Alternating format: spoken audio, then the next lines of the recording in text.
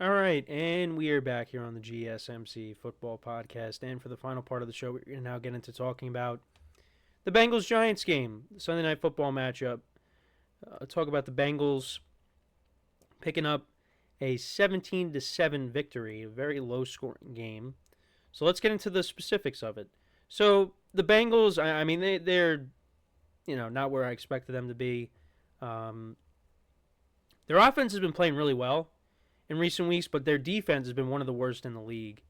And they really need to pick up a win here. Giants coming off of a big win against the Seahawks in Seattle.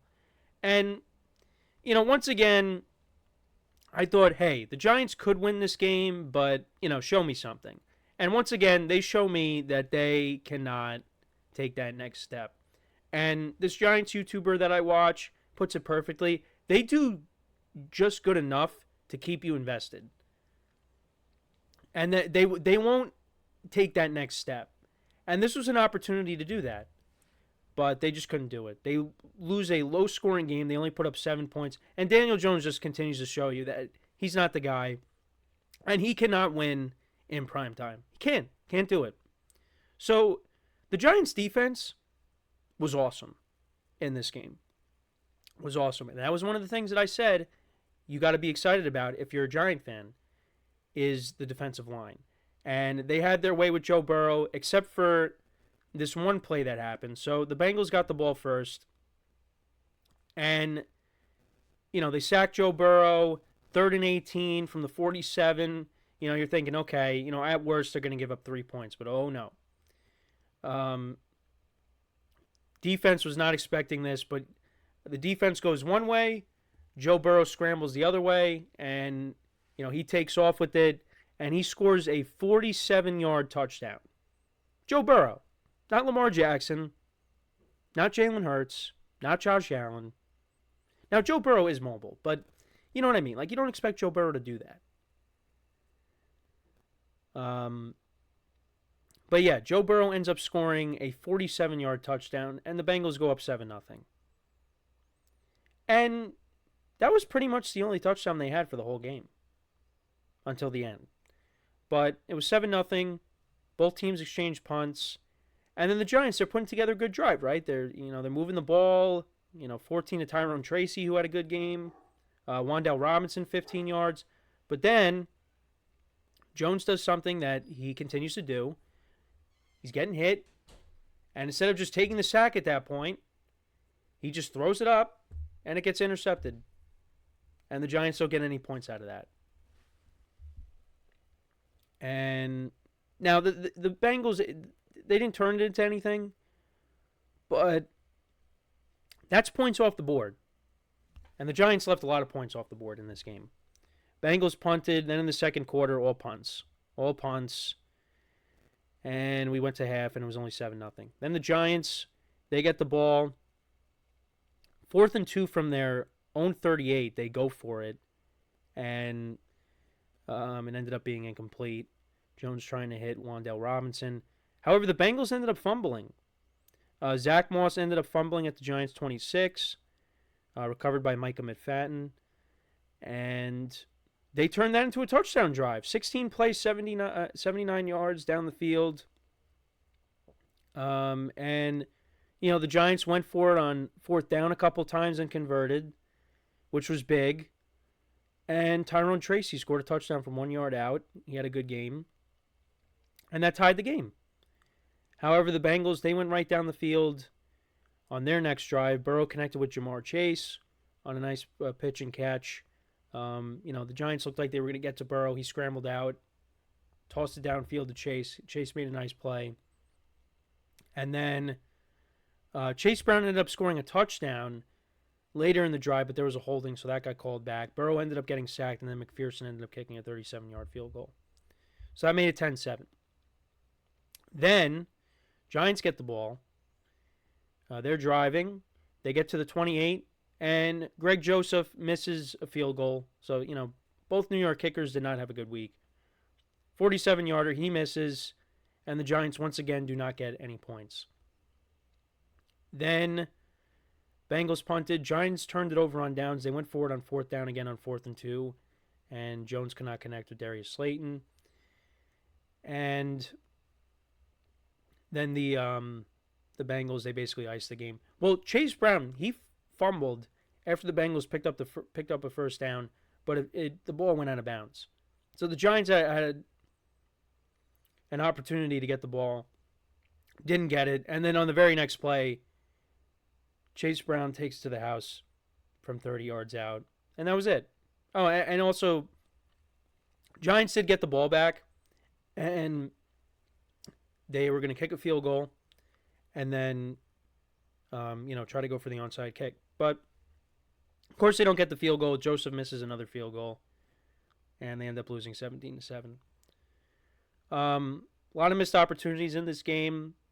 Plays got called back. Darius Slayton had a big play in this game that got called back for a penalty.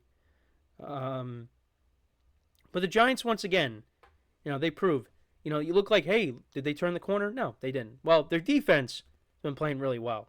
Leads the NFL in sacks. But their offense continues to be lackluster. Daniel Jones, 22 of 41, 205 yards, no touchdowns and a pick. Giants ran the ball for 119 yards. Jones had 56 yards on the ground. Tyrone Tracy had 50 and a rushing touchdown. Darius Slayton, 6 for 57. Tyrone Tracy, 6 for 57 as well. Wan'Dale Robinson, 5 for 50. Theo Johnson, the tight end, 3 for 30. Micah McFadden, of course, had the fumble recovery. 4 sacks in the game for the Giants. And then for the Bengals, Joe Burrow. And this offense really didn't do much, the Bengals. Excuse me. Trying to clear my throat here. Joe Burrow went 19 to 28, 208 yards, no touchdowns, no interceptions. Had that big rushing touchdown. Chase Brown also had the rushing touchdown as well. T. Higgins was their leading receiver, 7 receptions for 77 yards. Chase had 5 for 72. Yoshi Voss, 2 for 36. Zach Moss had a fumble in this game. Chase Brown looks like he's taking over as the lead back. And then 2 sacks on the day for the Bengals defense. McPherson only attempted 1 field goal and made both the extra points. Bengals improved to 2-4. Giants drop to 2-4. And the Bengals, like I said earlier in the show, they take on the Browns in Cleveland next week. Giants take on Saquon Barkley and the Eagles at home, which is going to be a huge game. Again, it's like I said, it's just more of the same with the Giants. I do think, if they can get the right quarterback in here, they got something. Because I do think, and the defense was missing Kayvon Thibodeau. And, Brian Burns has been a one-man wrecking crew these last couple weeks. Dexter Lawrence continues to get after the passer. The Giants have a good defense. The problem is they can't score.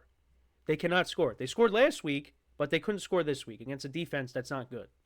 And I knew that was going to happen because this is what the Giants do. And I knew better because I took the Bengals in my spread pool because I'm like, I don't think the Giants have to prove to me that they can win this game. And they didn't. That's why I didn't pick them last week. It's like when the Giants are better when people doubt them. Because I think people looked at this game and they were like, well, the Bengals defense is really bad. They're not playing well. Giants can move the ball against this defense. Giants can win this game. That's when the Giants don't show up. But when they have that underdog mentality, when they're like, oh, they're in Seattle, yeah, no shot they win this game. That's when they play well. They play well when their back's against the wall. The backs weren't against the wall in this game. And look, I would love to see Daniel Jones succeed, but look, it is what it is. He's going to finish out the year as the quarterback, and the Giants are going to move off of him, as they should. But the thing is, it's going to be interesting because depending on where the Giants finish, are you going to be able to take a top quarterback in this upcoming draft? Because I don't think the Giants are as bad as their record says. The 2 games that they've won are on the road against the Browns, who have a good defense, and against Seattle, one of the toughest places to play. And, the way some of the teams in their division are playing, I think they could beat Philly. They should have beaten Dallas. They should have beaten Washington. They got the Panthers on their schedule. That should be a win. There's games coming up where I'm saying, yeah, Giants probably win that. So, I don't really know where they're going to finish. I mean, I still think, they're going to finish close to 7 wins, but that's not going to get you a top 3 pick. So, I don't know. But listen, I love how the defense is playing. I've been very impressed by what I've seen from them. They got some good players on offense. You're going to get Malik Neighbors back. You're going to get Singletary back. But Tyrone Tracy did a nice job. The offensive line's been good. But it's just, quarterback is holding them back. So, and it was funny. My mom said, if you could take the Jets offense and how they played last night and you put them with the Giants defense, you got yourself a good team. And Dable's the head coach, of course. You got yourself a good team. You take the Jets offense now with the Giants defense. But, sorry, we can't do that. So, Giants lose again. Back to their losing ways. Continue to disappoint their fan base. And for the Bengals, hey, look, you got to win. Got to stack them up. Get yourself back to 500. And then it's a new season. But, yeah, let me know what you guys think about this game or your takeaways from it. That's pretty much it for the show for today. Thank you guys for tuning in. Make sure to check out all the other shows. Give the other shows some love. Make sure to leave a like, comment, and subscribe to the video. We greatly appreciate it. And, yeah, as always, I'm your host, Kenneth Grunfelder, signing off from the GSMC Football Podcast, brought to you by the GSMC Sports Network. Have a good day, and I will talk to you guys tomorrow. Take care.